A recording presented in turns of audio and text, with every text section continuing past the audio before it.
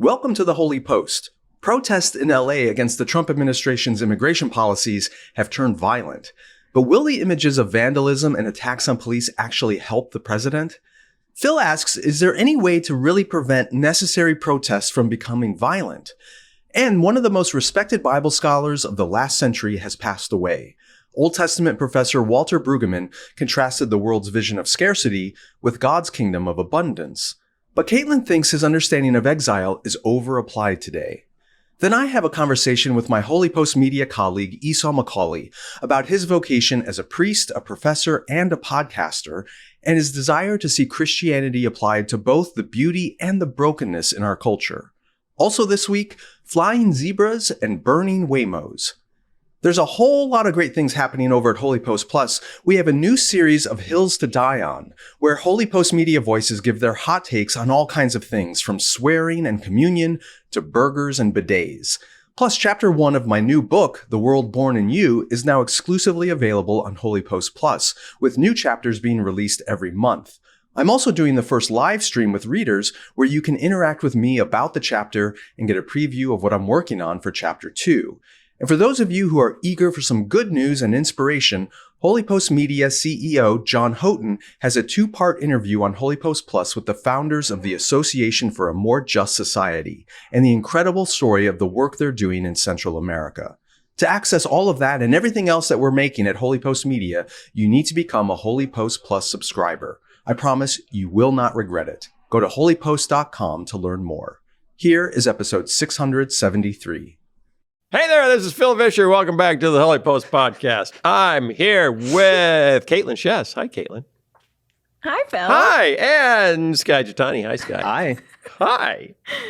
How is everybody? How are you? Hunky-dory. Hey, Skye's hunky-dory. Oh. And Kaitlyn, do you have a fun 50s catchphrase to describe your condition? Swell? No, I'm not swell. I'm barely making it right now. What would be a fun 50s catchphrase for that? Barely hanging on right now? Yeah. What did they say in old movies? You both were alive then? That's insulting. Ha ha ha. I can't. I'm coming up empty. I have no idea. What did Because everyone in the 50s was hunky dory. That They were was when fine. America No one was struggled. great. That was it's when we didn't portray anything negative on television and not much in film. Maybe a little bit in How film. about vexed? I'm vexed. I'm vexed. I am vexed. Yeah. Okay. Maybe. That's one. Okay. Hey, you Americans at home and Canadians and a few Australians and one South African, a couple British. Send us in your favorite negative 50s slang so we know how to describe ourselves as if we're in the 50s and not having a good day. Send it in. I want to hear it. We'll read some next week if you send it in. Oh, fun. Yeah. I will still not be well then. So. Okay, good. So it'll be consistent and we can consistent. apply. And you're not well because, give us the reason you're not well. I'm in the middle of my big exams for my doctoral program, which are just like, I feel like I'm supposed to know everything that's ever been said about Christian ethics. Turns out I don't. So I'm stressed. Of all the people that I would think would have a big problem remembering a lot, you are not one of them. Oh, that's nice, Phil.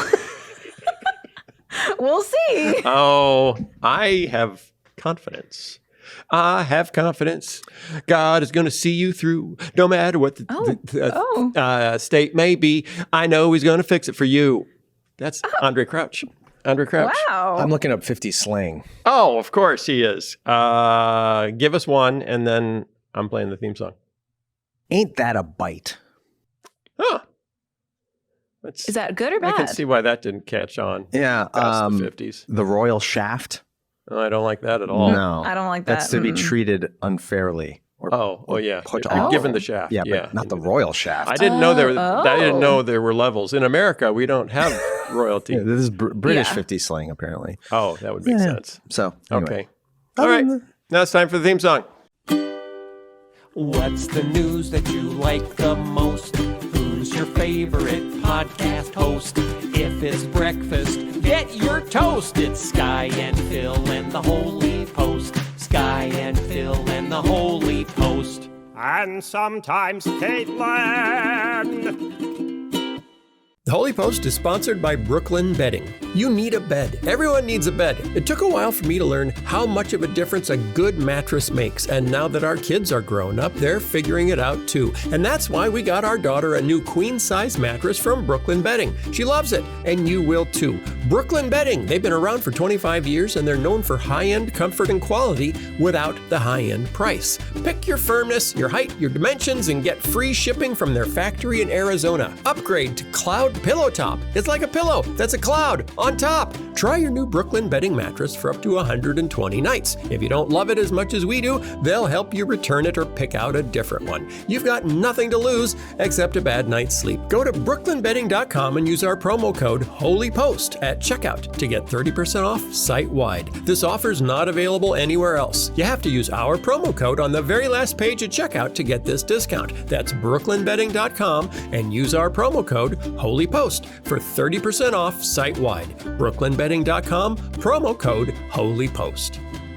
Today's episode is sponsored by Sunday's Food for Dogs. We love our dog. Her name is Kina. We love to give her belly rubs. And she loves to patrol our backyard to make sure no squirrels break into our house to steal our valuables. We also love to give her Sunday's Food for Dogs. It's fresh, healthy dog food that's easy to store and serve. Most dog food is one or the other, either fresh and healthy or easy to store and serve. Because Sunday's is air-dried, it doesn't require refrigeration or prep. It comes right to our door so we never run out. And it's healthy food. Human-grade ingredients, 90% meat, 10% superfoods, 0% anything else. Folks who've switched their dogs to Sunday's notice health improvements like softer fur, fresher breath, and more energy. Kina loves Sunday's Food for Dogs, and we love that it keeps her healthy and strong so she can keep the squirrels from taking our stuff. Give it a try. Right now you can get 40% off your first order of Sundays. Go to sundaysfordogs.com/holypost or use code HOLYPOST at checkout for 40% off your first order. I told Kaitlyn that I had two stories. I had a news of the butt story and I had an animal news story, and that I'm hopeful, and that I wasn't going to say which one I was going to go with. You gonna flip a coin? No, I was just like mulling them over, like a little wine tasting. I was like, I'm going to swish this one around a little.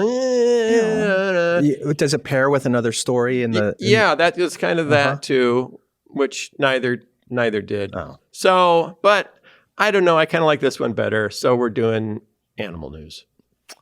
She wins. I know. Maybe. I needed a win. It's a great victory for she who, what was the first term that we had, the negative term? Ain't that a bite? Oh, this is not a bite. But it could have been. It could have gone down that way. A runaway pet zebra was on the loose for more than a week in Tennessee. Pet? A week? I want to tell you the story of Ed the zebra. They're not that hard to see. His name is Ed. Can I tell you the story of Ed the zebra? Mm-hmm. There was a man in Middle Tennessee. I don't know what his name is. His name is not listed, probably for obvious reasons. His name is not listed. But he decided he needed a pet. And then he made that strange leap and said, and that pet should be a zebra. So, and I'm very curious about this, he procured a zebra, which was delivered to his house in Middle Tennessee on May 30th. May 30th, not very long ago. No. And is that legal? I was just going to ask that. How? I don't know. That we don't get into that. Okay. That part we don't get into. I'm looking into this. So Ed the zebra arrives. I'm kind of thinking of Madagascar, the movie with Chris Rock playing the zebra. So that's like the zebra. It's Chris Rock. Okay. Saying, why the heck am I in Tennessee? So Ed the zebra shows up at his house within 24 hours. He's missing. He lost him. And this is a full-grown zebra, not... This is a full-grown zebra. This is not like a zebra seed or... You know what I mean? Yeah. What are they? Okay, is that a foal? Yeah. Yeah. No, it's a full-grown zebra. Did you know almost no states outright prohibit zebra ownership besides DC, not a state, Nevada, and New Hampshire? But Google says owning one is generally discouraged, which I agree with. So Ed the zebra shows up in Tennessee. Within 24 hours, he's on the lam. People see him. Drivers spot a zebra jogging down I-24. That's a big road. Yeah, it's jogging. A very big. Yeah, zebras jog. Sometimes they gallop, but generally they just jog. I thought it was trot. Isn't it a trot? Yeah, But I've never heard of any animal jogging. But I call it jog. Okay. He was jogging down I-24. He had a headband. He had his sneakers on. He had tube socks because he's a traditional old school zebra. They had to shut down I-24 because there was a zebra running on it. And then they tried to catch him. He disappears. They see him again. He disappears. People start taking pictures of him if he pops up somewhere and then he disappears again. He becomes an internet sensation in Tennessee. People start photoshopping him into pictures of Waffle Houses and other Southern icons. So they finally spotted him in a pasture. And this is where I don't quite understand. They had to get him out of the pasture by helicopter. He got in. Like he was attached to a helicopter? Yes. Yeah. So they put him in a bag and they hang him from a helicopter. And that seems traumatic. How did he get in? How did he get in what? To the pasture if he needed to be flown out. How did he get into the thing that they connected to the helicopter? That too. I don't know any. I don't have any of these answers. My children's book called Ed the Zebra is going to be deliciously short and non-satisfactory. Did they have to tranquilize him? No, because look, he's just looking around. See, there he is in his zebra bag. There is a picture. Yeah, there he is. Him connected to the there he is. helicopter? He looks like he's being delivered by stork. Oh my god. Yeah, Ed the Zebra. Poor guy. Hanging in his zebra bag, saying, "What's going on? So cute. Is this? Are you taking me back to Africa now? Is this?" Wait, this is adorable.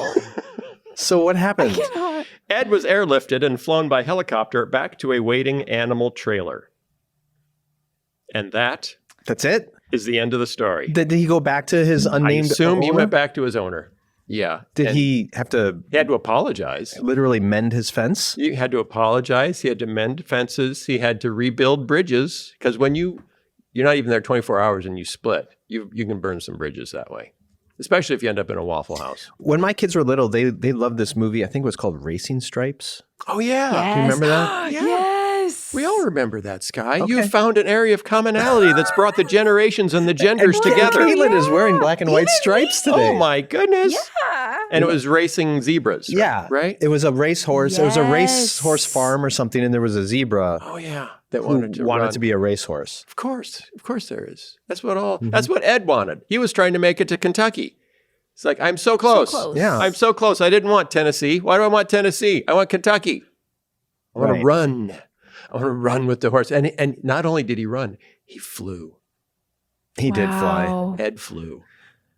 Yeah. Beyond his I wildest do dreams. like that his name is Ed. I have a thing for That's adorable. people name. My dog's name is Steve. So Yeah, it's a thing. Yeah. That's pretty cute. And he's also black and white. Wow. Yeah. Wow. Has he ever Basically the taken a same. helicopter ride in a bag? No. Wow. Would you want to take a helicopter ride in a bag? No, I do not. Hanging under a No, I don't. helicopter? It's a lot like how you'd be snatched out of the ocean if you were, in Oh. a shipwreck and the Coast Guard had to come. Right. pick One you of up. those. Yeah. Yeah. One, Like a tether. one of those. Yeah. Mm-hmm. One of those. Have you ever been snatched out of the ocean, Kaitlyn? Absolutely not. No. Okay. Maybe sometime. What's the Bible application here, Phil? The Bible application is it's the prodigal son. You can run, but you can't hide from God's love because it's like a big bag that's going to snatch you up. I was going to say the In his sheep. love. That's what I was thinking. Oh, the Yeah. sheep makes more sense because the prodigal son sheep. came home. Yeah, the sheep is almost too literal. It's not even like that. It is that. It is. they were intent on finding that lost zebra. He wouldn't give up. He had 99 other zebras back in his zebra mansion, and he said, "No, Ed is out there somewhere. That's the one. Look, and has anyone ever run away in the South and not at some point ended up in a Waffle House? That just seems like, Surely not. yeah, that is just like, Waffle houses are like the sanctuary cities of the South. yeah, Anything's allowed there. You can't really be prosecuted for it. yeah. It was like Vegas. It's like little pockets of Vegas. It's just what happens in Waffle House stays in Waffle House. Mm-hmm. Okay, let's move on, shall we? Crazy stuff. We do need to keep up on the news. As much as some people would just say, let's just talk about theology all day, every day, and never connect it to the real world. And I respect that. Like flying zebras. But at I don't. the same time, I don't respect that. So LA, stuff's going on in LA. Mm-hmm. Like right now, as we speak, protests, people mad about the immigration police coming in full like battle fatigues. Like, you know, did you ever see the movie Escape from New York?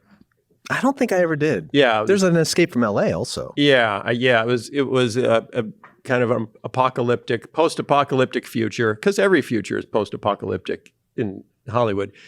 And the Bible. And they ended up, the country had become so violent that they turned Manhattan Island into a prison and just built walls around it, and then would just dump criminals into it. This was the 1970s. Late 1970s, maybe early 1980s. And Air Force One crashes inside the prison of Manhattan, and one guy has to go in and get the president out. And this is kind of like that. Like Trump is looking at Los Angeles as if it's, you know, it's a giant lawless wasteland, and so he has to take control of it. And it seems politically expedient. Did you watch much of the coverage over the weekend? I did not. No, I didn't. I mean, I read up on some pieces. I'm not watching much television news. Yeah. So I'll catch little bits here and there on YouTube maybe, and I'll read articles, but I try to stay away from cable news. Yeah, so it's mostly TikTok is your source. No, I don't have TikTok. I do not have TikTok. It's mostly Instagram. I don't get my news from Instagram. It's mostly from your Facebook friends. No, I don't. I'm not on Facebook at all. It's mostly from your young, socially connected children. Sometimes. Yeah, who hand you things that they pick up off TikTok. They were burning the Waymos, Skye. They were burning the Waymos. If you don't know what a Waymo is, it's a self-driving car. It's a very valuable company that takes, do you know what kind of cars they start with? Like Jaguars. Yeah, they're Jaguars. Yeah, which isn't what they used to be. They're Jaguar I-Paces, and they take them and they put like... because nobody wants them. They put like $100,000 worth of computer gear and hardware and LiDAR scanners on them, and then they're completely self-driving cars. It's just a giant Roomba. It's a big Roomba that picks you up and takes you to Disneyland. That's what it is. Anywhere in LA, Waymo, take me to Disneyland, and it will. Here's my question. Oof. This isn't really related to the story, but do we have to start programming self-driving cars to know what to do if they've been set on fire? Okay. Because if they just keep driving around town... I think that's bad. Okay, this is a real tangent now, but I think the whole self-driving car is just it's a bad. Well, now you completely changed. No, because of this, I think they are just targets for vandalism. Yeah, that's true. And like Elon wants to have these self-driving taxi cabs. You know what terrible things are going to happen inside those self-driving taxi cabs? Horrible things, Skye. And you don't want to have cameras in there. You don't. Fine, people are still terrible. And then you're going to be the next person in that? No, thank you. So I just think that's a bad. They need. Are you saying people might fart? Sure. Okay. You got your buttons Kids, in there, didn't you? that's what she was talking. That's what he was talking about. I'm just about vandalism in general. Like they're targets for vandals. So I was actually thinking about this today because we're trying to make delivery robots. We're trying, medical robots. We're going to have postal carrier robots. We're going to have like our towns are going to be flooded with robots. When I was a kid, if you were a mischievous teenager, you would get in your car with a baseball bat. You would drive around town and you would whack people's mailboxes. You were a terrible person. I didn't do that. Yeah. That is what kids did. I was never involved in any vandalism. I was not involved in that either. Never even heard of that. But that was a common thing to do. But picture this. There's little robots driving all around the world, and you're a mischievous teenager with a baseball bat. Woo! Have you seen these little robots that drive around college campuses? Like they look like coolers, basically. Yeah, like little pizza delivery robots. And they have food and stuff, and with a flag. Yeah. And They have them at bars around here. Really? You live in the future. Your bars are full of robots? Yeah, totally. Anywho, do you have to teach a robotic car that if, like a Waymo, hey, I'm on fire, drive to the ocean? Is that the solution? Maybe they build them with like fire retardant systems. That's going to get expensive. Yeah. And can robots be defensive? Can they say, hey, you're hitting me with a baseball bat. I'm going to just open this door and knock you right in the groin. Can they protect themselves? All the reasons why these automated systems may not be the replacement for humans that we think they are. Audience, listeners, I apologize for this digression. I thought it was fascinating. Yeah, so did I. But I know that they didn't all Okay. find it as fascinating Is that our new standard? as you and I did, that we consider our audience. All of them? Probably should. Well, sometimes I can read the bulk of our audience just in Kaitlyn's face. That's true. Yeah. That's true. So, Thank you. She sighs for the people. so here's my question. So ICE is grabbing people in raids that particularly, and they're targeting sanctuary cities. Like, oh, you say you're not going to cooperate with us. So here's what we're going to do. We're going to send in, we're going to go in military style into your city. Right. It's provocative. Yeah, and grab people. So obviously, people don't like that. Hey, we don't like that. So they protest. They start up protesting peacefully.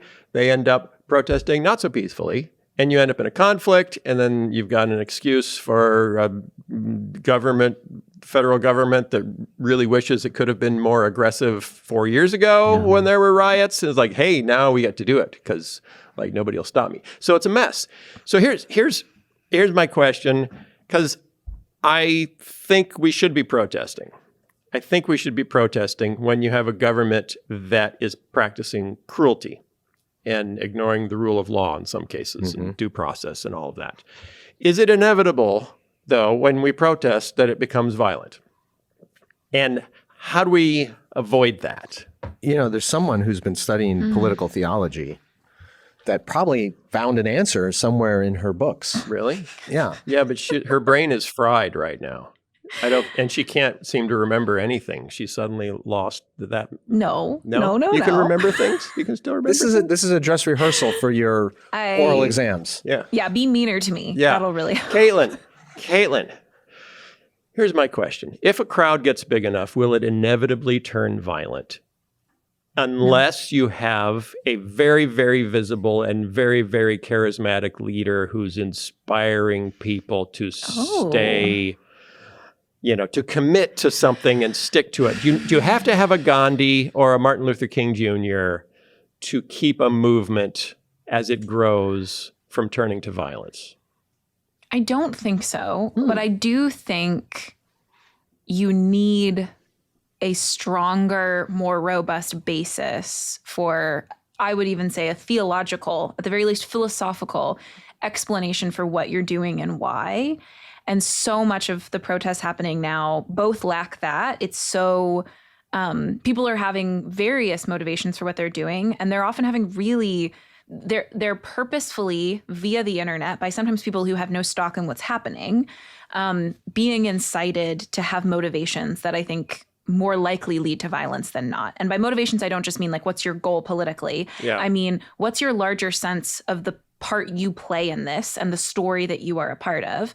Especially, this is not true necessarily of these protests that largely deal with immigration, but some of the protests around violence in Israel and Palestine, a year ago, so often people were connecting them back to civil rights era protests and saying, the young people on the college campuses are doing things like they did then.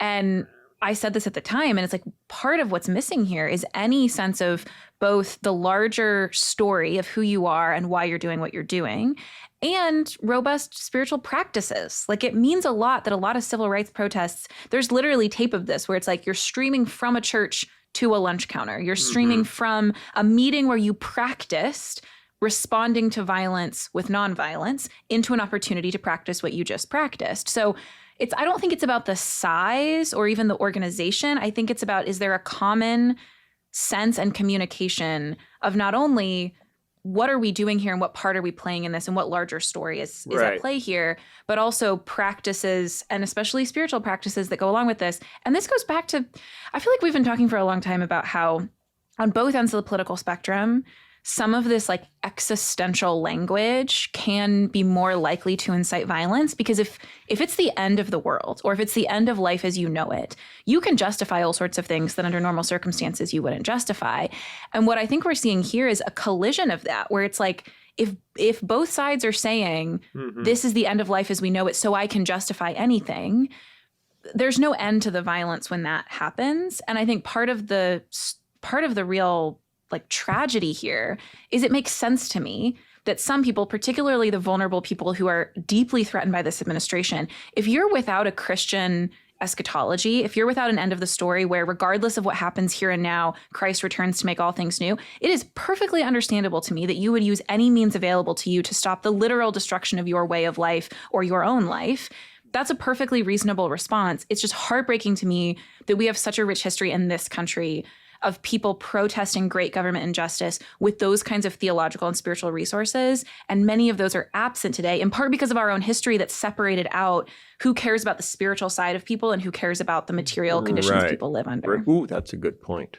Ooh, that's a good point. The part that feels self-defeating to me is the people who are upset with the Trump administration's immigration policy are saying that this administration is not following the rule of law. They're not allowing due justice for people who are being deported. So if your argument is Trump and his administration are not following the Constitution or they're not following the rule of law, and your way of protesting violates the Constitution and violates the rule of law, it's a self-defeating argument. You can't be throwing bricks off of highways against police officers and in the name of defending the rule of law. That's nonsensical. So, and here's the more political angle on this. When you look at Donald Trump's polling, his polls are down in every category. The economy, foreign affairs, you go on down the list.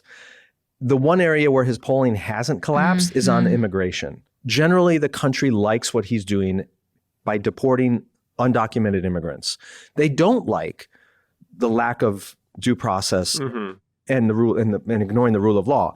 So when you see all the craziness going around the Trump White House right now with the Elon Musk feud, with the collapse of his attempts to bring peace in Ukraine, all these, the taking of all these bribes and gifts from the Middle East, like people hate this stuff. These protests in LA turning violent is a massive gift to Donald Trump because it allows him to look strong on the one issue that most Americans still support him on. So if you really object to this president and you really object to his the way he's been operating with immigrants, this is absolutely the wrong way to go about changing it. And that's tragic. And I think most of the people that organized the protests would agree with you. Of course. Yes. And it's and not, most of them are not violent. Exactly. But the ones who are ruining, they're giving this issue over to Donald Trump in a way that is self-defeating. Yeah. Kaitlyn, given that large-scale nonviolent protests require some sort of agreed upon, even eschatology, but just view of me and my role in all this. If you cross that with the fragmentation of cultural communication with social media, basically is a peaceful mass movement now impossible?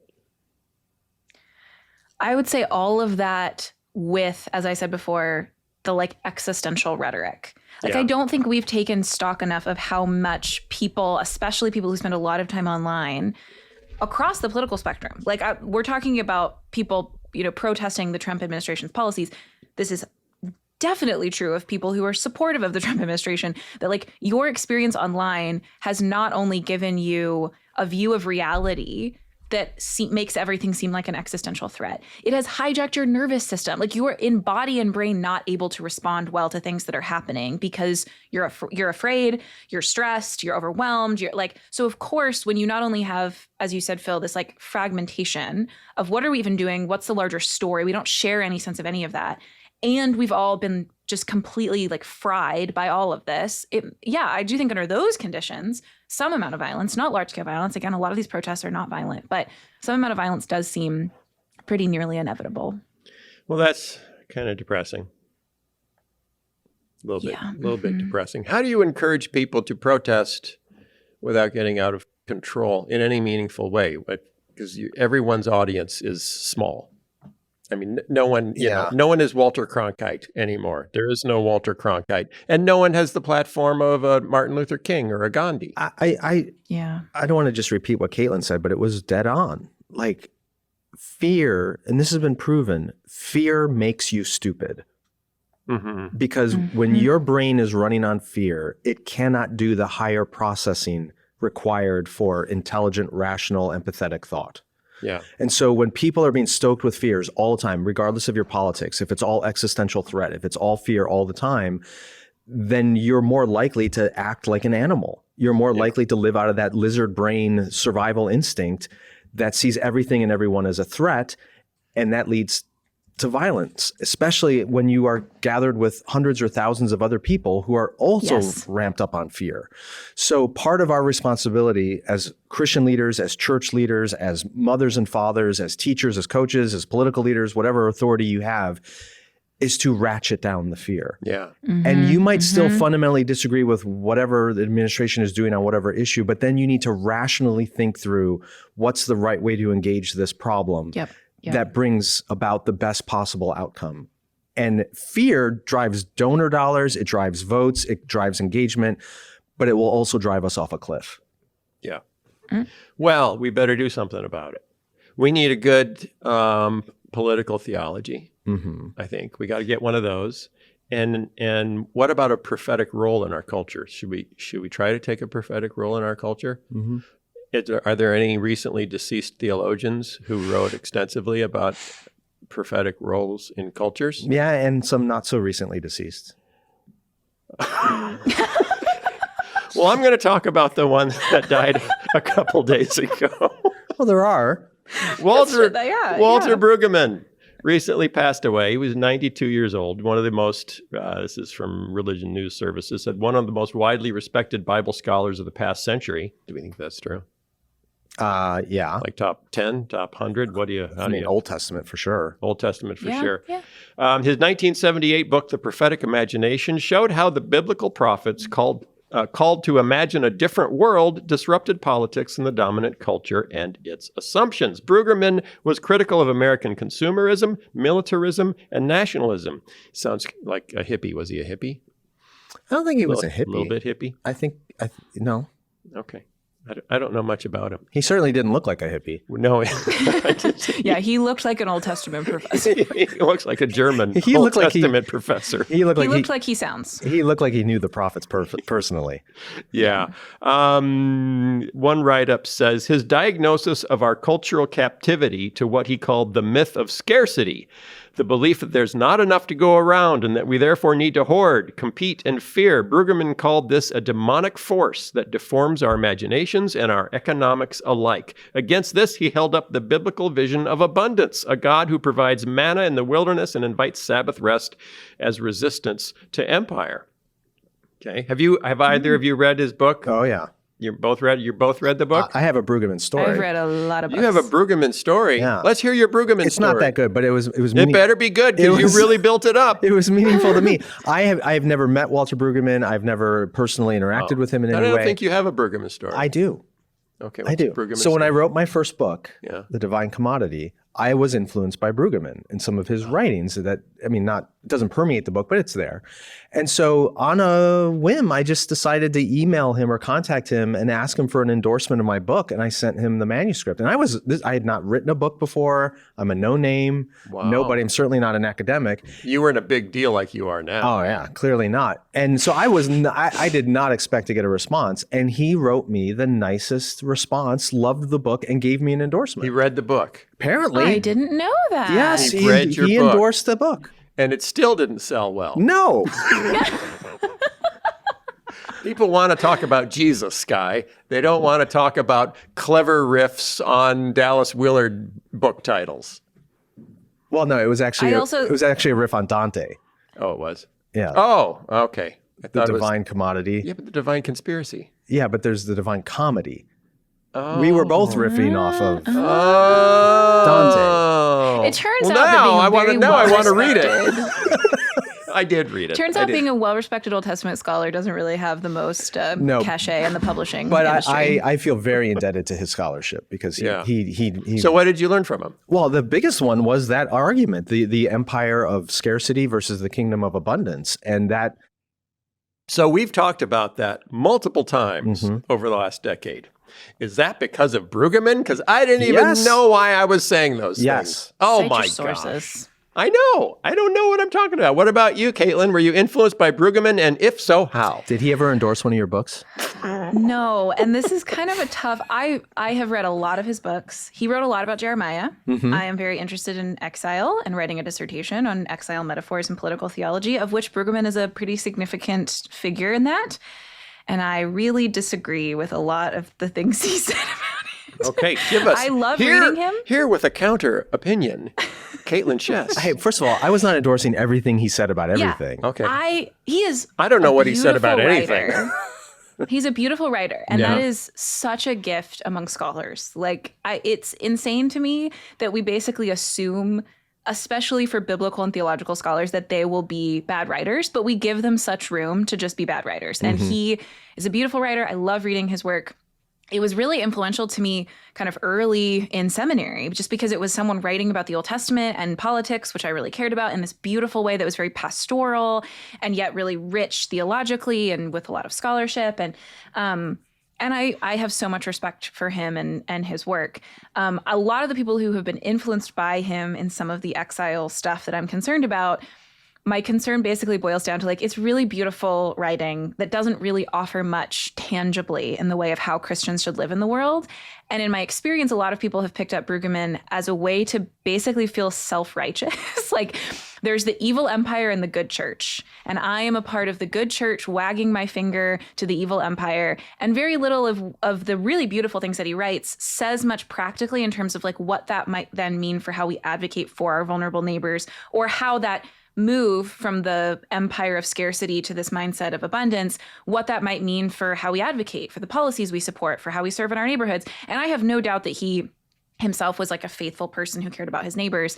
It's more that a lot of his work gets picked up by people who I think want to take these really beautiful phrases and sentences that he wrote and make Instagram posts about them and put them on their walls. And it has very little practically to say about, okay, so if all of that, even if all of that is true, I have some disagreements about painting the world in such stark terms, but even if all of that is true, how then do we live? And I don't know that very much of it meets the kind of nitty gritty in the dirt demands of how we might engage in politics. Is that the difference between a prophetic posture and a more pastoral one? Or He wrote a lot about preaching and pastoring, and being prophetic, and saw those two things as really deeply intertwined. And that's why I bristled a little bit at the, like, do we need a prophetic voice? It depends what we mean. Like, sometimes I think by prophetic, we essentially mean what we want is someone who keeps their hands clean of any of our politics and, standing apart from the messiness of the world, condemns it wholeheartedly. And if that's what we mean by prophetic, and I'm not saying that's what he meant, but I think sometimes people who pull from his work, that's what they're looking for. That doesn't serve our neighbors well. I think there's something prophetic to saying, I'm going to refuse the terms the world sets for how I engage in politics, but I'm not going to stand apart from it and refuse to collaborate with people who think differently than me. I'm not going to refuse to engage because any part of this process is messy and tinged with compromise. And all of that, I think, has more to do with our own desire to keep our sense of our own hearts pure than it is to serve our neighbors practically. So this sounds a little bit, you and I just recorded a couple of episodes of Getting Schooled, and one is on this question of what does it mean to be in exile. Exile. And the other one was about Christian realism, which, spoiler alert, like if you're a HOLYPOST Plus subscriber, you're going to get a deep dive on these things. Those were really fun episodes. They were. And this is kind of what you're talking about, is that desire to want to remain pure and clean and disengaged and not messy. And the world is a complicated, messy place. And sometimes we got to get into the fray. But I haven't read as extensively Brueggemann's work maybe as you have, Kaitlyn, so I don't want to speak for him. But it sounds like you're more critiquing the fact what he didn't say versus critiquing what he did say. Is that fair? Like, he didn't get into the scrum of these things? I think he did say a couple things she doesn't like. I'm pretty sure. I'm getting that sense. The biggest concern I have is he is a pretty significant voice when it comes to using this concept of exile, and especially the writings of the prophet Jeremiah, as a framework for understanding modern American. He talks very specifically about modern American political experience. He makes some comparisons to, Israel captured into captivity in Babylon with 9/11, and like this like dramatic experience of a loss of kind of a sense of communal identity that was based in power and sovereignty.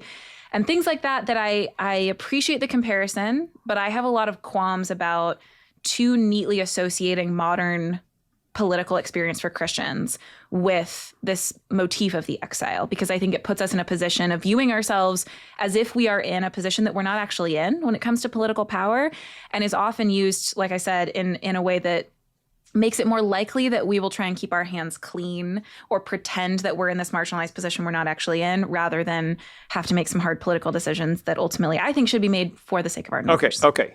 So, Kaitlyn, in your work, what will you pull from Brueggemann that inspires you? And then what will you add that you think is missing? Just some of it. Like I said before, I am inspired by how he writes. I want to write in that kind of way. Okay. And I so appreciate, along the lines of what Skye said, that part of what he's trying to draw out is that the prophets don't just foretell the future or even condemn injustice, that fundamentally what they're doing is saying your way of looking at the world is wrong. You need a different framework for imagining what's happening. And that only can come from revelation from God. And I think that is absolutely true. I think where I would want to move forward from that is saying, okay, yes, you need a different vision for political life. You need to move from understanding things on the world's terms to understanding things on the kingdom's terms. But you also need to be able to oscillate between those two in order to communicate effectively and actually get some things done in your community that can't happen in this completely abstract, ideal sense that maybe the prophets wrote in that we're still awaiting. There's some like muddy on the ground stuff that has to happen too. And that's what you're going to add in with your graphic novels of Muddy on the Ground. With my graphic novels, yes. Yeah, you're working on a graphic novel, right? Yeah, big announcement, everyone. That would be fun.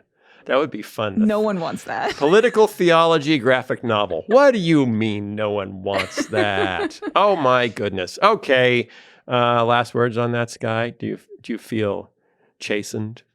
No, I still like Brueggemann. Okay. But I mean, Me too. And Kaitlyn knows we've had many conversations about the exile stuff, including on this Getting Schooled episode. And I concur with her point of view. I also find that the metaphor of exile is overused. Yeah. In our context. And so the fact that Brueggemann wrote a lot about that and wrote so beautifully about that, I don't hold against him. But I do think sometimes when you're holding a hammer, everything looks like a nail. And when you are an Old Testament scholar of Jeremiah and the exile motif is so huge there, it's easy to over-apply that.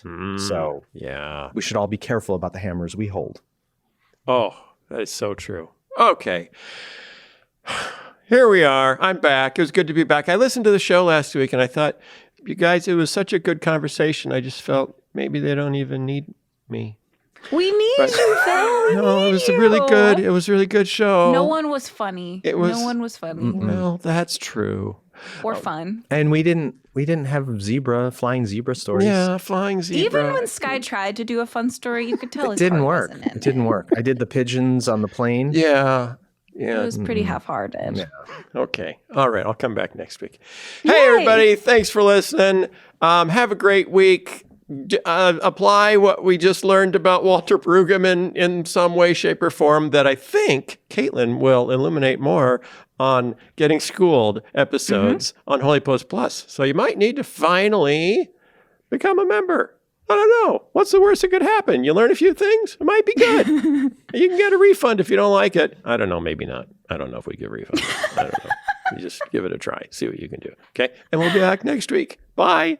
This episode of the Holy Post is sponsored by Hiya Health. Hey, do you have kids? Do you care about their health? Of course you do. Most kids' vitamins are basically candy in disguise, filled with 2 teaspoons of sugar, unhealthy chemicals, and other gummy junk kids really shouldn't be eating. That's why Hiya was created. The pediatrician-approved, super-powered, chewable vitamin for kids. 0 sugar, 0 gummy junk, yet they taste great and are perfect for picky eaters. Hiya fills in the most common gaps in modern children's diets to provide the full body nourishment our kids need with a yummy taste they love. And we've worked out a special deal with Hiya for their best-selling children's vitamin. Receive 50% off your first order. To claim this deal, you need to go to hiyahealth.com/holypost. This deal is not available on their regular website. Go to hiyahealth.com/holypost and get your kids the full body nourishment they need to grow into healthy adults.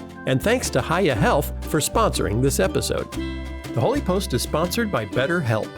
We are living in crazy times, and that can be hard on your mental health. Plus, relationship stress, parenting, marriage, and work stress, it all adds up. Well, don't try to handle all this on your own. You can get help from trained professionals. But the economy and tariffs and the price of eggs, adding therapy onto all that feels like a huge investment, and the cost of traditional in-person therapy can be huge, costing anywhere from $100 to $250 per session. Online therapy with BetterHelp can save you, on average, up to 50% for each session. BetterHelp is the world's largest online therapy platform, having served more than 5 million people around the world. It's easy, too. You can join a session with the click of a button to help fit therapy into your busy life, and you can switch therapists at any time. You can do better than just survive these crazy times. Your well-being is worth it. Visit BetterHelp.com/HOLYPOST today to get 10% off your first month. That's BetterHelp, HELP.com/HOLYPOST. Hey, Esau, how are you? I'm doing well. I tried to dress like you. I don't know if you noticed Yeah, that. I see you toned it down a little bit. I decided to kind of dress respectfully for the Holy Post podcast. This is my suburban dad fit for the people who watch it on YouTube. That is, you nailed it. Yeah, real suburban energy. Yeah. Yes, you nailed it. All right, so here's some of the background for those of you who aren't familiar. Yes. We have multiple colleagues here at Holy Post Media, and you get to see Kaitlyn all the time because she's on Every week. with the Holy Post. You are not on every week because you have your own show as well. Yes, I do. The Esau McCaulley Show. You've been on the Holy Post before. Yes. But that was kind of before you were one of our colleagues, and then you've done some events with us and things. Yeah, I've never been on the interview side. I've been on the news side. The news side. But Yeah. this is the first time since I started working with you all that you're interviewing me. I'm glad you left me in my chair. For those people who are listening in, I'm still in my chair. You over to the side. That's your spot. So, Good to be okay, here. back on episode 583. Okay. This is before you worked with us. Okay. I interviewed you about your memoir, Yes. How Far to the Promised Land, which is just a fantastic and beautifully written book. You got all kinds of awards for that. Yes. You want to list them? No, I'm referencing. You pitched it. Yes, it won. I think it was it won some awards. It did, and it deserved them for sure. thank you. I'm referencing that because for those who aren't as familiar with your backstory, go back to that episode 583. Yeah. More importantly, read Esau's book. Yes. Because I got 4 kids. You've got 4 kids. 2 of whom are hurtling towards college. And So we're not gonna cover your backstory and all that because we've done that before. Yeah. I wanted to use this opportunity to bring you as my colleague onto the show for people who aren't listening to the Esau McCaulley podcast or engaging with that. They're sleeping. They're making a big mistake. They are making a big mistake. I want to talk about that show. We'll get to that, but I want people who don't know you as well to kind of get to know you a little bit better. So one of the things you don't cover in your memoir, which I'm curious about, is the fact that you are an Anglican priest. Yes. Okay. How does Esau McCaulley become an Anglican priest? Oh yeah. Well, so a very long story short is I grew up in the Black Baptist church and I wanted to be a pastor.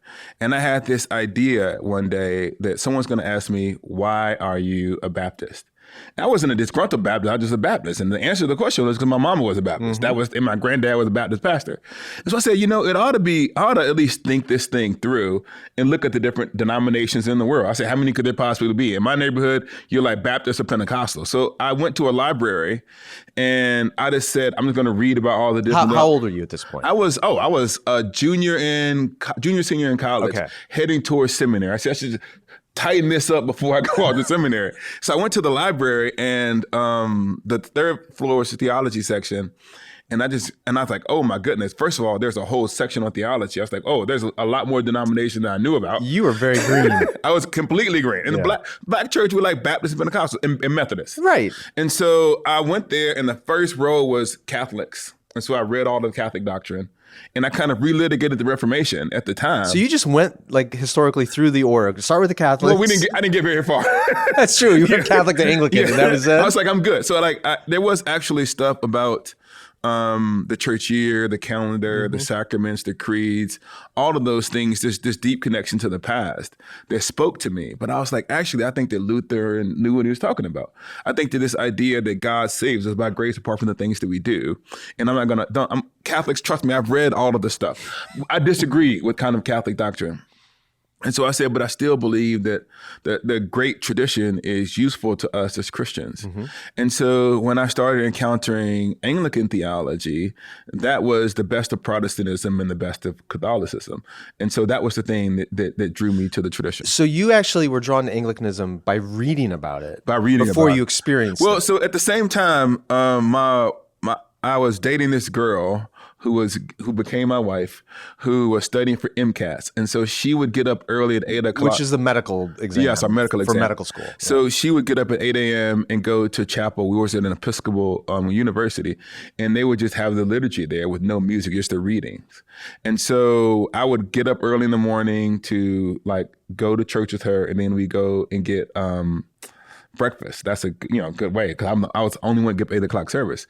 And so I'm going through the liturgy every week as well. And then there was the Holy Week services around Monday, Thursday, and Good Friday and Easter Vigil. And those things meant a lot to me. And this is probably what I would say. In my brain, I always imagined it enculturated. In other words, they were doing this was like, God bless them, like some hymns that I wasn't feeling.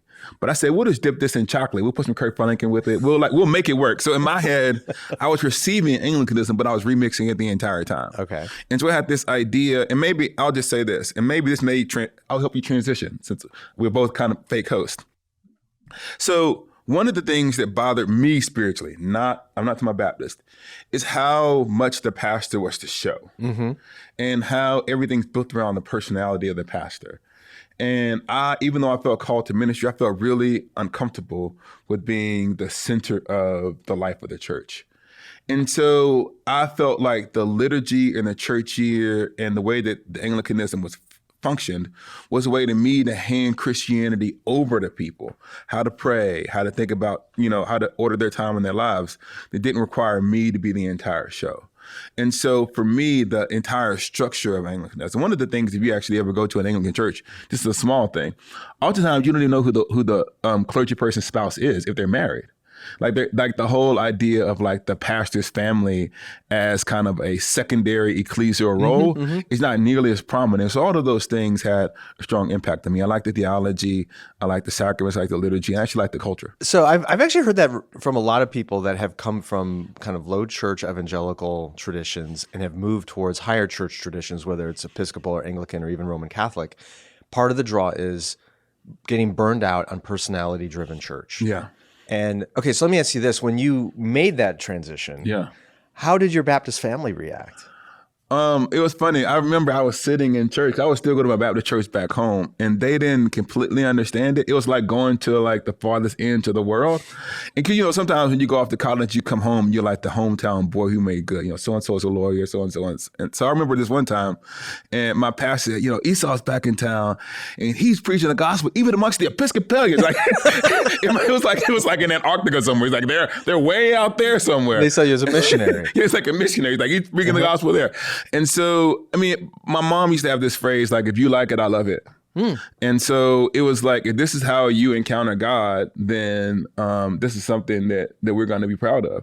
And so I've received nothing but support from my family. Every now and then, they just kind of like, they call me the Pope. It's black people, so we got a joke. Like the Pope dies, and like, how you feeling about it? Like, Mom, I don't actually. The Pope isn't in my boss. She's like, whatever, Pope. So like, that kind of stuff. But it's been pretty calm for my family. Okay, so you're attracted to it in part because you like the structure of the liturgy. It's not all personality driven. Yeah, and yet you are a podcaster. I know. I failed in my... Which is somewhat personality driven. Yeah. Okay. Now, for those who don't know your background entirely, like you are also a New Testament professor at Wheaton College. Yeah. You are also a columnist for the New York Times. Yeah.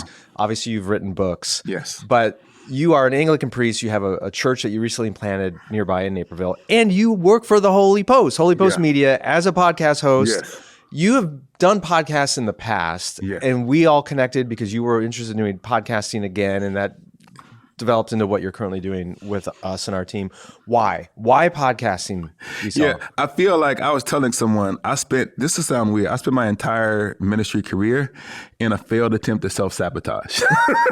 I'm like, what's the least marketable denomination at the time? Anglican, like Baptist versus Anglican, Baptists are bigger. Much. And so I always tried to say, not, because I have this which is another backstory. If we were talking about my book. I just come from a context where clergy aren't often seen as being moral, because there's a lot of controversy in my family in those ways. And so I've always tried to say, what is integrity versus what works? I separate those two things. Okay. Because sometimes what works isn't always the thing that is most true. Amen. So I try to follow what is true. Not that I'm perfect. And so despite myself, the fact that I tried to become an Anglican, which doesn't have really well-known clergy in America, I have developed something of a kind of a platform. Mm-hmm.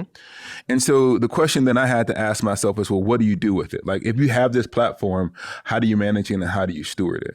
And so I said, well, I feel like because I write and I feel like my writing is a ministry that I give to the wider church, and I think that my voice is something I give to the wider church, I want to say, well, how can I steward that voice in a way that is healthy? And who are the people that I trust? And the people that I trusted, for good or bad, with the Holy it's like Holy Jury's Post. still out. Jury's still out. So I said, no, I really like what they're doing over at Holy Post. We share a lot of the same convictions and values. We're trying to maintain our core theological convictions while being concerned about our neighbor. Well, that's what we're doing. I intuited before you even did the rebranding. I thought that's what we were doing. Mm-hmm. And so I said, this would be a good place for us to do it. And I can tell you about what I was up to in the podcast. Is that the question you're asking me? Well, no, I'm just given your education, your training, your options and abilities, the outlets you have. Why did you say, I want to sit behind a microphone and podcast? Oh, because that's the people, right? And so what I'm saying is, academics can sometimes be shut off in the ivory tower, and we can write books that only we read, and we can have podcast conversations with each other. And so I feel like God didn't call me to talk to other academics. God called me to talk to the people. And so part of what it means to be a minister or a Christian in public is to go where the people are. And I thought that a podcast was a good place to have a conversation that matters, because people listen to those podcasts. There are people who will never read my books, but who will listen to my podcast. I was talking to this person the other day, and it was kind of funny because he said, yeah, my wife knows about you. She's kind of nerdy. She listens to the podcast. He didn't say anything about the books that I've written. Yeah. For him, listening to a theology podcast, or if we do theology on Esau McCaulley podcast, we do a lot of stuff. That was we're going to get into that. That was part of that's how his wife knew about who I am. And so for me, it was like, well, how do I get my voice? Because I think that God is giving me something to say that is of use to the kingdom of God. How do I get that out there to as many people? I don't care. And I mean, almost to the point of disdain. I just don't care about winning the respect of my academic colleagues. I mean, that sounds way too hostile. You don't get a gold star at the end when you come before God. 50,000 or 50 academics like you. It's like, how do you impact people? And I listen to podcasts. And so when I'm walking through, I'm cutting the grass, I'm living my life, I listen to podcasts. And so if I listen to podcasts, then hopefully other people who listen to podcasts might find something useful. I've heard there's some other academics that, and it's not my world at all, but there's almost a disdain. Is that too strong a word? A disdain from other academics if you're too popular? Yeah, you got to prove that you can write books that people can understand. So you have to be unapproachable to be respected. So no, I want to say it this way. So every field of specialization develops a shorthand for communication to make things easier. Yeah, lingo. Right. And so in the academy, there's technical theological lingo that helps us understand one another, which is fine. And a lot of our discourse is in that genre of communication. And so you get promotions in academy by advancing the field of knowledge. Mm-hmm. And so in order to advance the field of knowledge, you have to argue with other academics about academic issues. And that's how you move the conversation forward. And that's actually important because those big ideas eventually trickle down into the popular discourse. Yeah. And so I don't want to dismiss those things. They're important, complicated questions that desire complicated answers. But you get you get academic respect for doing that. Yeah. There's also the work though of translating that information to people so they can understand it. And so if you can do that, then the idea is that you're a popularizer, you're not an original thinker. So Mark Twain said that an expert is somebody who knows more and more about less and less. Yeah. And that's kind of what you're rewarded for in academia. And so the idea is, because if I only have a certain amount of books that I can write in my career, if I spend too many books writing to regular people, then I'm not advancing the field of knowledge. Mm-hmm. And so if every time I advance the field of knowledge, I then go and write a book that explains it to the people, then I'm slowing down my academic output. And none of those books that are, for the most part, speaking to the people are considered when you're going for tenure or for promotion. What is considered for tenure and promotion are these things that advance knowledge, which kind of makes some sense, right? Yeah. But the idea that because you can do those things, because oftentimes if you do it, then you have to do both. Because you're doing the popularizing work, you're often seen as less serious, especially if you are distinctly Christian or confessional, because we know none of this stuff is like that important. And so if you actually believe some of this stuff is true, sometimes you're perceived as pietistic and a popularizer. That's just like a deadly combination. And you just don't care. I mean, to say I don't care now. Okay. There was a time where I did care. There was a time where I talk about like the black checklist, where there's a certain amount of things that African Americans have to accomplish in order to gain respect. Maybe the first black guy who walks on the moon. And I thought it was my job as an academic to find something that wasn't a black person that hasn't done it and put it your checklist, right? Okay. Oh, there's never been a black author of a major commentary on this book. So if I did it, and if every black person did their thing on the list, we'd kind of get justice. But then I realized that list is never ending. And you can spend your whole life filling up a CV that someone created for you so that they can give you entrance into the club that they made. So you're playing by someone else's rules. And so I said, okay, what if I don't want to go into the club anymore? Right. So now I still write academic books. I got a book on the Bible and slavery from Yale University Press. It'll be here eventually. But I'm writing the things that I want to write for me that I think is also helpful to my community. It's advancing knowledge where I care about it. And that's the hard part of being an academic or being a Christian or being a human being, is to actually hear the voice of God who's calling you to do the thing that he's called you to do, not listening to other people tell you what you ought to do. So this is where I find some resonance with your story, even though we have very different backgrounds and very different careers. Different beards. Different beards. Same scalp. Same scalp. Same So hairline. I don't know how many years ago it was, but I had been bopping around between my pastoral vocation at my church, editorial vocation with Christianity Today, writing articles and books here and there, but like, and just... I left CT 3 times over the years, sometimes to go back to my church full time, sometimes to do other things. And I just was not content anywhere. Not that that's the measure of faithfulness, but I had this realization at one point that I'm never going to find a job description that actually perfectly fits what I think God is calling me to do and be. And that's when I realized I probably just need to figure this out on my own and piece together my own combination of things that work. And it sounds like you figured that out. What you have to too. do is, what I'm trying to explain is, there's a groove, right? That you have to fight against it. In other words, like society, culture, it pushes you into one of these things that it's comfortable with. And so in order to get out of that, you have to like fight your way against that to kind of find your vocation. There's so many, and the other thing is, people find meaning by repeating themselves or replacing themselves. So I'm going to find you and I'm going to get you to do what I did so it validates my decision. Oh, I've seen that so many times. And so people kept trying to get me to become them, right? And so like I stay with NT Wright, but I say, and I love him. He's a great guy. I'm not I'm not NT Wright. I'm not going to do what he did. I studied under him, but I have to create my own path. Right. And so all of those ways I've been attempting most of my life to actually hear the voice of God over all of the screams of the culture. And I feel like I'm closer to actually being in that place now than I ever have been in my entire life. I'm glad to hear that. I remember a couple of seasons where I wasn't sure what I was supposed to be doing. I didn't find a lot of validation or contentment in what I was doing at the moment. And there were 2 times in particular that I was offered significant jobs that would have immediately alleviated my financial stress. I had a young family at the time. You know, my wife wasn't working. She was working, but not a ton outside of the house at that moment because our kids were so young. Like, it was just enormously financially stressful. And 2 different times jobs were offered to me that would have immediately alleviated that stress. And yet, by God's grace, somehow I just said no. Because I just knew that's not what I was supposed to do. Like, the job may have solved one problem, but it would have created a whole bunch of others. And so whether it's the culture trying to force you into that rut or financial pressures or something, but to resist that and land finally in a place where you feel like you're doing everything you're supposed to be doing. We did this episode early on the Esau McCaulley podcast.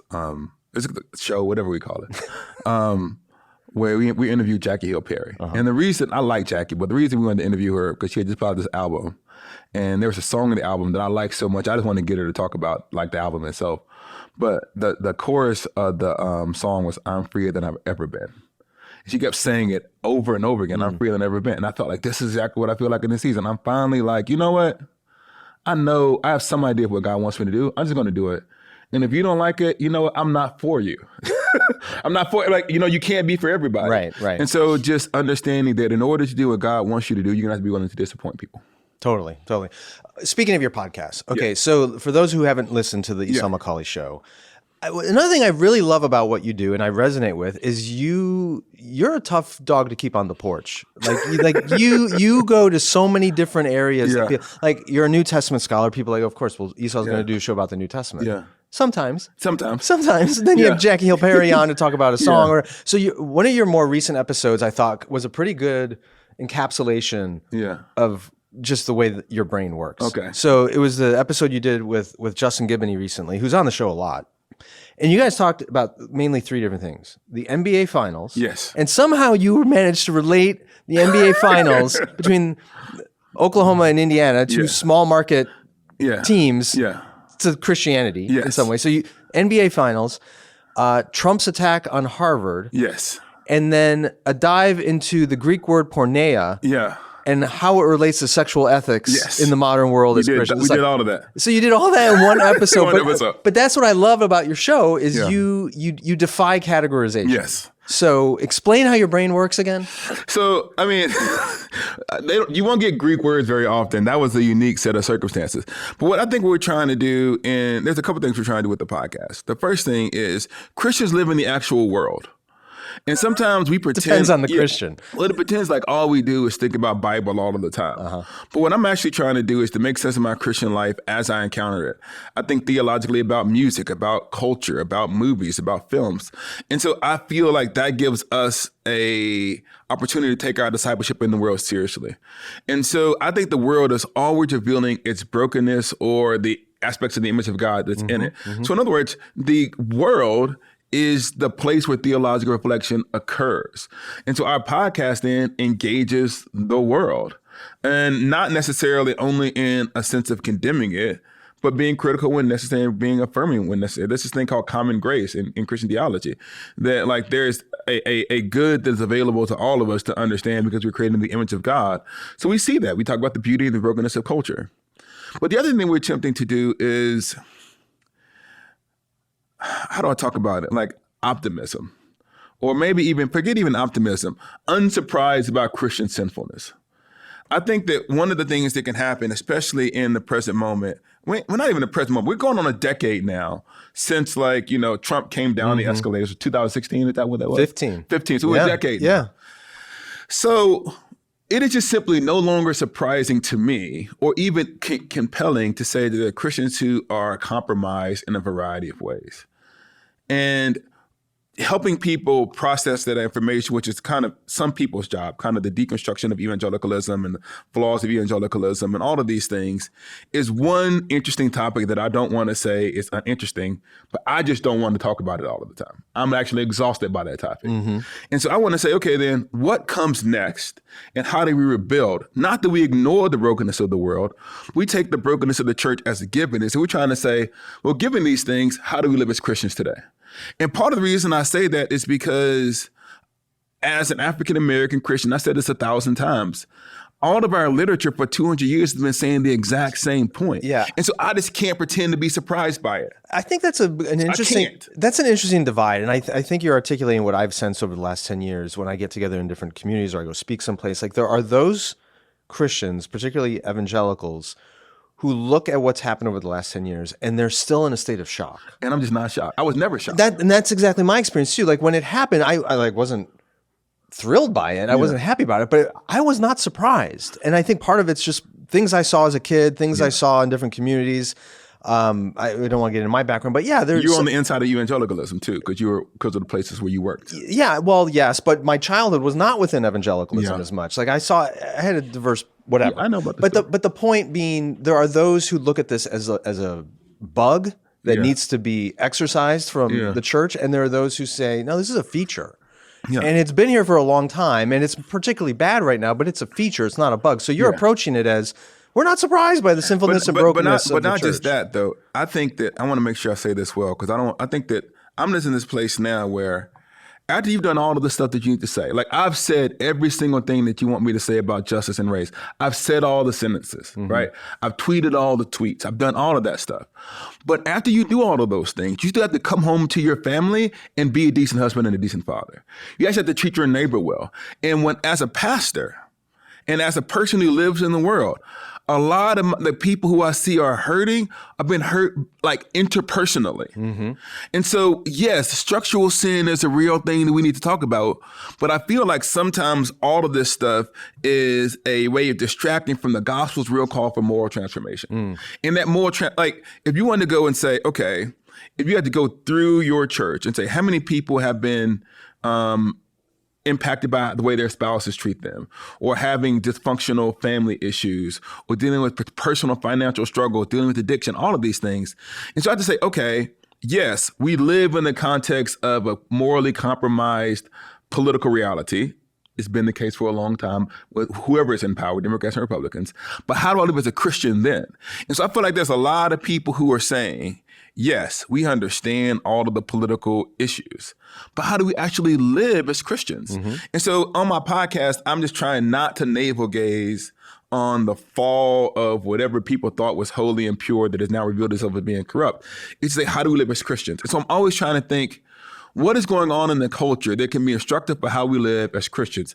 So when we talked about the NBA finals and people were disappointed because it was Indiana and Oklahoma City and it was all over the internet. Nobody wants to go to Indiana, Oklahoma City, right? But it is also the case that in the church, we don't want to go to small communities to pastor because we feel like it's beneath us. We fall in celebrity culture. And so that idea that only the big cities matters, if it's New York or LA, seems like a sports topic, but it's also a human topic. The same thing also happens when it comes to doctors. You can't get doctors in rural communities. And so I'm asking us, okay, if we're actually people who are transformed by the gospel, it's one thing to tweet, oh man, which is right. I shouldn't be like doing the crazy stuff they're doing. Okay, that's great. You tweeted it. What about the fact that you're a pediatrician and they can't get any pediatrician anywhere in this part of Montana because the people don't like there's not enough restaurants around? So what is the actual, like, what kind of Christian sacrifice are we doing? Are we being prophetic by speaking about the kinds of sins that our in-group already thinks are bad and we're just performing that badness, or are we actually saying something that might cut against culture? It's a bit of virtue signaling versus actual And I'm just like, you know what? Like, I know what it was like. I remember I was there to rush into the fore in 2016. This back, you can go back to Trayvon Martin. This actually goes back to 2012, 2013. So now we've said those things. We continue to say those things. But at the exact same time, while you're concerned about what is going on in the nation, you have to be a Christian in your home and in your community. And the podcast is looking at cultural stuff that's asking these kinds of, what does it mean to be like, why are we attracted to superheroes? What's going on there? Why do we want to see these things? What does it reveal about these human longings? And so I'm trying to have an interesting conversation that doesn't center, maybe I'll put it this way, and this is weird because I'm on HOLYPOST, and I know most of the audience may go the other way. The narrative, and maybe I'll keep yelling about this until I die. The narrative of most Christian media centers the journey of white evangelicals, either through being idealistic about the church through disillusionment, or being idealistic about the church through the resistance to that disillusionment. But it's always a white person going through this journey, and the things they encounter as new have to treat as new. And I always say, if you started Christian media and said, how has an African-American or any person of color experienced Christianity over the last 25 years? And how would the story look different if we centered that voice? And so oftentimes they don't know about this. There's like a group. Can I let people inside the thing? Sure. There's like a group text that we have or like a Slack where we kind of go, these are the stories that we want to cover. And I kind of go, not this one, not this one, not this one. And the ones that I tend to pick, we don't have to fight for because they're stories that are interesting to me because I have a slightly different narrative. So I just think that I'm trying to find a way to force the church to listen to a different story. And that's why you're part of the team. Thank you for not firing me. Well, I think where there's definite overlap is obviously in our shared theology and doctrine we're Orthodox. Right? And I'm not completely unconcerned with evangelicals. No. I'm not But saying then the Holy Post secondly, is- you mentioned earlier, we're all pro-neighbor. Like Yeah. we believe in figuring out what does it mean to live faithfully with Jesus in the pluralism of our society without having to resort to anger and fear and combativeness. And clearly you're entertaining. Like Yeah. you are interested in things that intersect with culture and faith. All that works together, but you are bringing your own narrative and background so that centering the white evangelical either idealism or disillusionment doesn't have to be the only way we do things. And I would say this, I feel like that can be sometimes a unfair criticism of the big brother or big sister, the flagship, because there are evangelicals who are going through this stuff. Yeah. Somebody does have to be able to help them process it. And I'd rather be with people who said, you know what? There's a bigger market and bigger money if we just say certain things. Oh, definitely. And the fact that you asked me, why did I come to the Holy Post? I said, they stood on business when it wasn't financially feasible for them. If you go, I'll say it. If you kind of go and look and say, where's the path to easiest downloads on media? You can look at, I don't want to, the people who are faithful, who are successful. I don't want to say it. Right. But you can see the easy path. Mm-hmm. And the fact that the Holy Post media hasn't chosen that path, I said, okay, I'm going to, as they say, I don't know who said this, hitch my wagon there. Because I feel like there is a real synergy in what we want to accomplish, even if we have different foci. I thankful you did. All right, before we go, last question. Yes. On that kind of positive wavelength, as you look around the American church, any facet of the American church, what brings you the most hope? Man, I think that people don't take seriously church volunteers. Okay. I think that it is always easy to look at a pastor who does something which is rightfully scandalizes us, and we see the person who falls. But there are people who are in big churches and small, all over America, who, because of the devotion to Jesus, show up early. There are people, when I was living in Chicago, when I was driving to Chicago and we're going to Progressive, Charlie's church, there would be Charlie Date's church and Progressive Baptist, and there would be people who were the parking lot attendants. And it gets cold in Chicago. And they're just sitting out there freezing just to help people direct their parking to and fro. There are people who get up and make the coffee, the people who usher. So to me, the hope of the church isn't in some celebrity pastor. It's in the actual piety. One of the reasons I couldn't eventually, I tried my best to stay out of pastoring the church, but I just really love lay people. And I love the sacrifices that they make. And I feel like because of the sacrifices that the lay people make to make churches function, it's incumbent upon us as clergy to preach a gospel and try to live a life worthy of the sacrifices they make, not for us, but for the glory of God. But when we do stuff, it brings them down. And so for me, I am hopeful about the church because of some of the lay people who are in the church. And it's not just the stuff they're facilitating on Sunday, as valuable as it valuable. is. Yeah, it's what they're doing all week long. And they try to go out and love their neighbor. They're trying to, what do we do in this podcast? There are people who kind of say, I know something is wrong. And I want the Spirit of God to show me something is wrong. And I need someone to help me understand. So they're saying, please teach me how to be a Christian better. And that desire that I see across the United States is something that gives me a lot of hope.